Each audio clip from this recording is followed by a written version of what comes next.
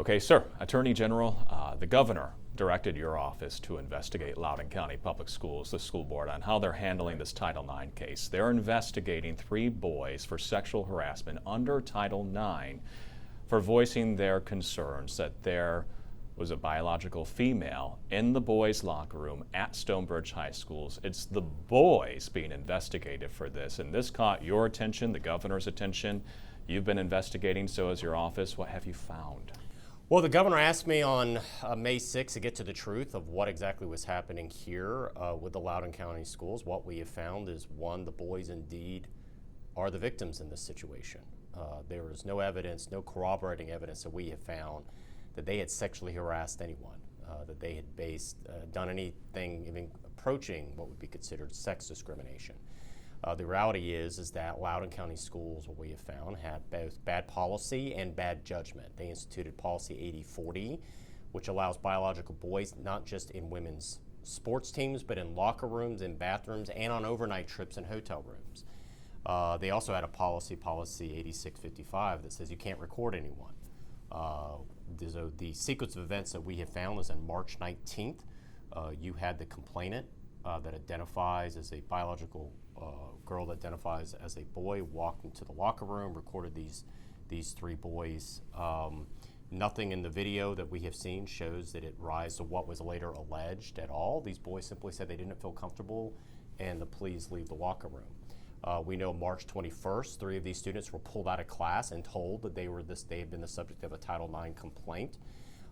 We know that March 27th, they were informed via phone call and an email communication from the Loudoun County Public School System Title IX coordinator that they were the subject of a Title IX complaint that had been filed. And March 28th, they were formally received the complaint. We also know that May 5th, this became public. May 6th, the governor asked me to investigate, and the very next day, after the governor publicly asked for our investigation, there was a second Title IX complaint filed for supposedly misgendering the pronouns by one of these students. That was over a year old, and I think it would be easy for people to reach the possible conclusion that this could have been retaliatory in nature. So we've also seen, in our opinion, that the 3 students sincerely held religious beliefs. Some of these students in question are Christian, some are Muslim, but they basically were told to be silent, to be quiet, and not to express their sincerely held religious beliefs over their objection over this policy 8040.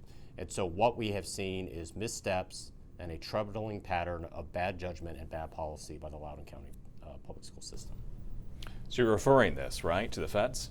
So the next natural step is when it comes to Title IX, that there should be federal authorities that are looking to how these students were treated and how their civil rights, the victims, as we see it, the victims and the 3 boys were victimized. So we referred this to federal authorities now to begin their own review, taking our facts and our findings, and we're going to refer this to both the Department of Education Civil Rights Division and the Department of Justice. What do you think? What's your legal opinion about Loudoun County Public Schools, the school board, using Title IX with this lens, with policy 8040? They're considering potentially sexual harassment includes misgendering or just simply questioning why someone of the opposite sex is in a locker room at a school. What do you think about this lens they're using with Title IX? What I've seen is it seems like they are weaponizing Title IX to go after students that have both sincerely held beliefs, but also pushing a left-wing ideology that the vast majority of Virginians and Americans find absurd. It's what I say, you could be so open-minded your brain falls out. If I was to tell you 15 years ago that this would actually be a debate of members of the opposite sex being in hotel rooms and locker rooms and bathrooms and men competing on women's sports teams, nobody would believe it. But this is what happens when they push, I think, a divisive left-wing ideological agenda, and then they're telling these students to be quiet. When they raise, I think, legitimate objections, they're now slapped with the mind-blowing intimidation of a Title IX, because a Title IX, it gets attached to your permanent student record. It is something that these students will carry with themselves. If Governor Youngkin had not asked me to investigate and the parents had been quiet, they potentially could have had to carry this for the rest of their academic career simply because they said, We don't want a member of the opposite sex in our locker room. Think about the chilling impact that have on our students, where they're too afraid to speak out on something that is just basic common sense because the school board has weaponized this Title IX to go after these students. I've read your report, the preliminary investigation. It's detailed, it has dates, has what people said when the parents were contacted. The day we broke the story, we also spoke with you. You reacted to the 3 boys being investigated based on what you knew about our reporting. The day after our first story, LCPS sent out a press release that said Attorney General Jason Miyares and WJLA accused us of misinformation and disinformation without saying exactly what that was, what we got wrong in our reporting, which we got nothing wrong in our reporting, and I think your investigation shows that indeed an investigation is happening. What's your reaction to LCPS saying what you're saying is misinformation or disinformation? I would just say it's never too late to do the right thing and speak the truth. There's nothing in your reporting and there's nothing in our investigation that's misinformation. My job is to seek truth without fear or without favor. That was the task when Governor Youngkin asked me to investigate this. And what I tell every single person that works for me is you're to seek the truth and be fearless in doing so, regardless of the consequences. And I'm very proud of what our special investigation team has uncovered. It's the same team that previously had investigated Loudoun Public Schools, and what they found is this pattern of bad policy, bad judgment, and the weaponization of Title IX to go after 3 young boys simply because they said the obvious. Somebody of the opposite sex shouldn't be in their locker room, and used the threat of a possible disciplinary action that would be with these students the rest of their academic career, all because they spoke out about what they didn't feel comfortable with. It is an example of misplaced priorities by the Loudoun County Public School System. And then to go after and attack the parents and essentially say, we think the parents are lying about this. We have interviewed the parents, we've seen the documentation. The parents are not lying. What do you think about School Board Chair Melinda Mansfield saying this is untrue, this investigation is not happening? I find it a little bit incredulous, and I'm going to give them the benefit of the doubt that perhaps she was just misinformed and didn't aware of what their own Title IX coordinator, who made the phone call back on March 28th to these family members and sent an email saying that these students, just for speaking out with the victims of a Title IX sex discrimination investigation, that I'm going to assume she did not realize that happened because the documentation proves otherwise, and the truth is right before our eyes. What if I told you, I know she knows the boys are being investigated? Well, then you're going to have to ask her why she felt she couldn't be honest with the general public and thought it was more important to smear these boys and these boys' parents and speak truth to the general public. Because sometimes we forget with elected officials, their boss is the general public. It's those parents, it's their constituents. That's who they answer to. It's not to left-wing special interest groups.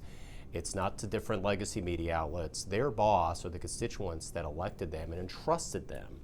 And so I think she has some explaining to do. Now, your investigation found a 4th boy was recorded in the boys' locker room, and that video was deleted? Right. That is highly unusual and unorthodox. I've never heard of a situation in a Title IX investigation of hearing of a video that suddenly just disappeared. And that's going to be, again, additional answers Loudoun County Public School Systems have to determine. Why did they make that determination to then suspend or delete this video? Then the question has to go, what were the repercussions? We now know of at least 3 instances of recordings that have happened in the Loudoun County Public School Systems, 2 in the locker room, 1 in the hallway, in violation of their own policy 8655. What have been the ramifications of that? That's going to be some additional questions that have happened. This is a preliminary investigation report. There's obviously more we could dig up, but we also wanted to make sure our federal partners were aware of the situation. So my understanding is the family of that 4th boy was told by LCPS that LCPS helped delete the video. And that leads to a lot of questions because we know the one video that we obtained of the girl going into the boys' locker room, that wasn't deleted. It didn't show anybody undressed. But could that deleted video have shown someone undressed, and that's why LCPS deleted it? And if that was the case, what were they supposed to do? Were they supposed to give it to the sheriff's office? There is a lot of unanswered questions that they're going to have to answer on that question. What was on the video? All we have is how the video has been described. We have not obviously seen the evidence because it was deleted, and that is a hard part. My task was to get to the truth, but some of this truth is not available to us because Loudoun County deleted the video. The student, according to your investigation, was the one who did the recording, had an in-school suspension. An in-school suspension, but these boys who face Title IX sexual harassment could face expulsion. Right. And would be on their permanent record for their lifetime. What do you think about that? Do you think that's just, that the girl going in there, recording the boys, saying what they said, she gets in-school suspension, and these boys are being dragged through an investigation right now? I think, again, it shows misplaced priorities, and then this is what happens when you weaponize Title IX, which is supposed to be our principal civil rights avenue to protect, particularly overwhelmingly the focus has been protecting women and women's sports and women from sexual harassment, particularly in an educational setting. And it goes back to misplaced priorities and misplaced judgment. The reason why that girl that identifies as a boy was in that locker room is solely because of Policy 8040 passed by the Loudoun County Public School Board that allows biological boys and members of the opposite sex in hotel rooms, bedrooms, sports rooms, locker rooms, bathrooms, and on sports teams. The setup to this was bad policy and bad judgment by the Loudoun County School Board that could have followed Governor Youngkin's model policies, chose not to, and now they're sitting in a situation where they now have used Title IX to go after 3 boys simply for speaking out and of their sincerely held religious views and speaking of how they are uncomfortable. And the fact that they now are facing expulsion and possible a black mark on their academic career for the rest of their lives shows what happens when leaders use the law to go after the innocent and try to make the victims now the perpetrator. And it's misplaced priorities when you do that. So of the 3 boys, 2 of them are Christians, 1 is Muslim. Yeah. And I want to go back to something that you mentioned, that recently there was an additional complaint filed against one of the students, and that was against the Muslim student. Your investigation says that he's accused of misgendering the same student who was changing in the locker room. And I read in your investigation that this person didn't have any interactions with the female student except for classwork from the year prior, and he was never asked to use any other pronouns. He called her a he or a she and a her, but had she asked him to use other pronouns, that he would have out of respect to her. So what do you think about, okay, so they start off with a Title IX complaint, right, in March, and then a new complaint arises in the investigation. Is that suspicious that new complaints from a year prior are being filed? Not just the new complaint was filed, the new complaint was filed the day after, and within 48 hours of your reporting, and the day after Governor Youngkin asked our office to investigate and get to the truth. And I think reason people can look at that timing and have a lot of suspicion and raise a lot of eyebrows, whether that was indeed retaliatory in nature.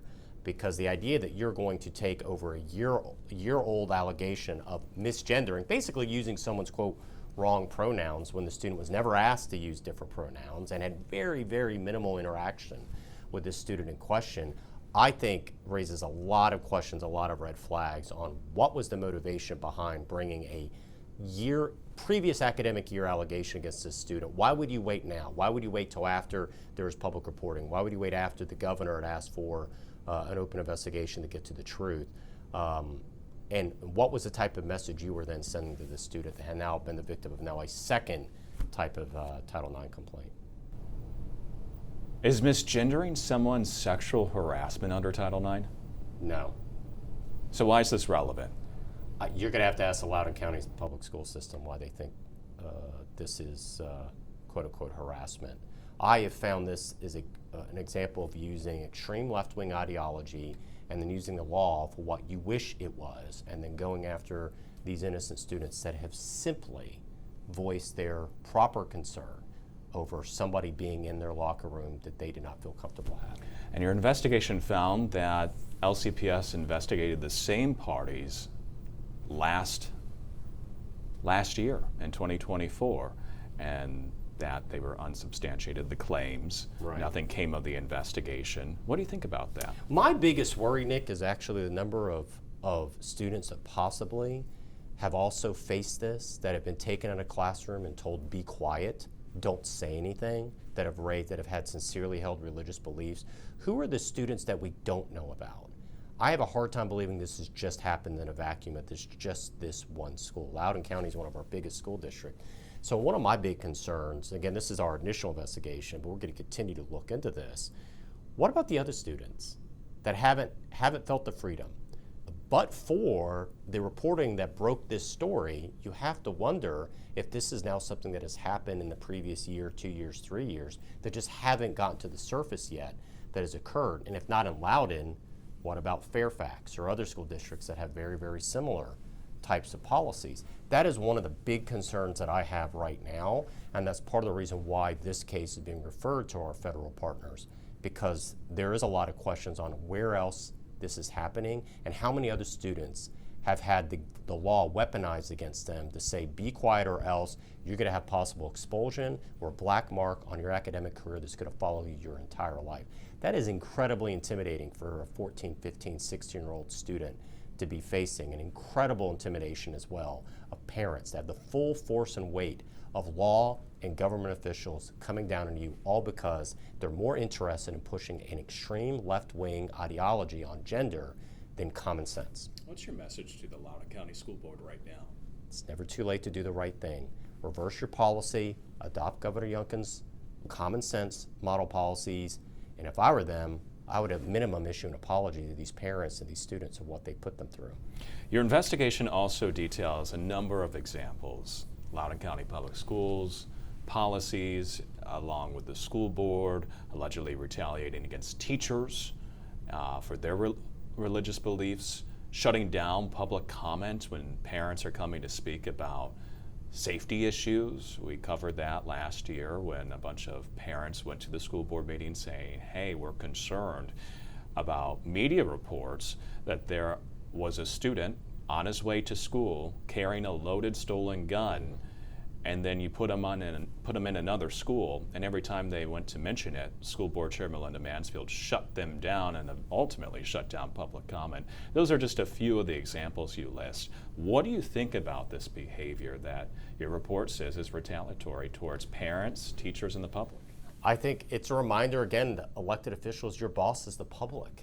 And the only way you understand how to do a course correction when you're adopting policies and the public is being told ignored. And I think that is the most dangerous part in democracy, is when you have parents right now that feel they have legitimate concerns, they're bringing to their elected representatives in a public setting, and this is the time, place, and manner that we've determined you as a public-private citizen can bring these concerns, and we're saying we're not going to allow you to speak, we're going to shut a conversation down. When parents are ignored, they lose faith in their local government. And you would think, given the turnover that we've seen previously with the local Loudoun County Public School Board, that the newcomers would have learned the lesson of their predecessors. My fear is that they have not. And I would say this, you have seen on the flip side as well, these school boards that are pushing this extreme left-wing ideology on sex and gender. What you have seen is a number of people that I have talked to, parents that have talked to. Now their child hasn't been pulled out of class and told they're the subject of a Title IX investigation, but what I have heard is, particularly back in 21 when I was the first candidate for this office, I remember distinctly a mom telling me that their daughter, all 4 years at a Fairfax public school system, never felt comfortable going to the bathroom by themselves, that they always felt like they had to have a friend that could go with them because they were so fearful of running into a member of the opposite sex in the bathroom. Is that the environment we want for our kids, where we have biological boys on hotel rooms and in sports teams? And part of my frustration as Attorney General of what I hear sometimes different media outlets and even members of the school board is like, this isn't really happening. Don't worry about it. And then when it does happen, they say, well, it's a small incident. And then when you see it happening over and over again in different school districts, or parents coming up and stop to me and you realize this is happening more often, they try to say, oh, well, this is a distraction. At some point, A leader has to face that this is an issue, that parents feel ignored, that children don't feel safe and feel comfortable, and you have to address the problem. Instead, what we have seen is a lot of elected officials that are pushing this left-wing ideology are sticking their heads in the sand and just trying to say to the public, don't believe your lying eyes, right? Don't believe the truth that is right in front of you. And at some point, I'm a big believer the best way to fight bad information is with good information. That's the purpose of this report, first of all. But at some point, you're going to have to recognize that you're going down the wrong path, that you're endangering our students, you're frustrating parents, and you reverse course. And C.S. Lewis has a great quote that says, the progressive man is not the man who continues down on the wrong path. It's the man that recognizes they're on the wrong path and turn around and go down the correct one. And that's what I would say. They need to recognize they're going down the wrong path and go down the correct one. And I read in your report that this female student outwardly presents as a female. I've seen photos of this student. We have not published them. And she does have like shoulder-length hair. She appears to wear makeup. And she looks like a girl. And so the boys thought she was a girl. But she's been using the boys' locker room. Oh, what do you think about that? Because I think, in all the reporting that we've done, we haven't really touched on that at all, that this is an individual who presents as a female, which can be very confusing for these boys. Well, I thought one of the most powerful moments in our investigation was one of the boys have indicated that they now, they feel like they're walking on eggshells and that they don't even feel comfortable changing their shirt in front of the student, but they're walking on eggshells because the Loudoun County School Board and the administration has decided to make these boys that have voiced very reasonable objections, present them that they are indeed, they're the quote-unquote bad guys, that they are the subject of this investigation, that they are the defendants of this Title IX complaint. And so when you see that, you're looking at these young teenagers, and I think about when I was a teenager, I can't imagine the stress, and several of our report documents, the level of stress that this has risen for these students as well, when you just want to study hard like so many of our Northern Virginia students and go to school. And this is where I think Loudoun County in particular has missed the plot in all of this. When you're a parent and you drop your child, and I have school-age children, and you drop your child off at that, either at the bus stop or at that school doors, your first desire above all else, even more than getting a great education, is this: bring my child home safe to me today. That's your number one desire. Please, please let my child be. I am entrusting you to keep my child safe. Give them a safe environment. They have broken that trust. These boys, as documented in our investigation, don't feel comfortable. They feel like they're walking on eggshells. And that is a damning failure right now of the Loudoun County Public School Board, that these young boys that just voiced a very reasonable objection now no longer feel comfortable and that they're in a safe environment. And your report says that these boys, or at least one of them was told, they can use a private bathroom to change. Do you think there's enough private bathrooms in all Loudoun County public schools for all the kids that are uncomfortable changing in front of the opposite sex? No. And the thing is, the school board knows that. They know there's a few private bathrooms, but there's not enough, particularly we all remember what it was like in high school. You have about 7 minutes to change and run out and go to gym class, right? The idea that suddenly you're gonna have a line outside of a private bathroom for people to change, there were 20 boys in this. I know. That's not a reasonable accommodation by any stretch. And it's all because, again, rather than follow common sense, they're pushing an extreme left-wing ideology on gender and sex. That would have been laughable. 15 years ago, this would have been laughable. Nobody would believe that any school district would adopt a policy this left-wing and this insane to say, yes, we should have biological boys in the girls' locker room, biological girls in the men's locker room, and in sports team and hotel rooms and vice versa. Nobody would have believed it, but it shows you what happens when a local school board gets captured by this extreme left-wing ideology. Common sense goes out the window and truth is the first casualty. Has the school board or Loudoun County Public Schools participated or cooperated in your investigation? We have asked some questions that we have not gotten answers to. Let's just put it that way.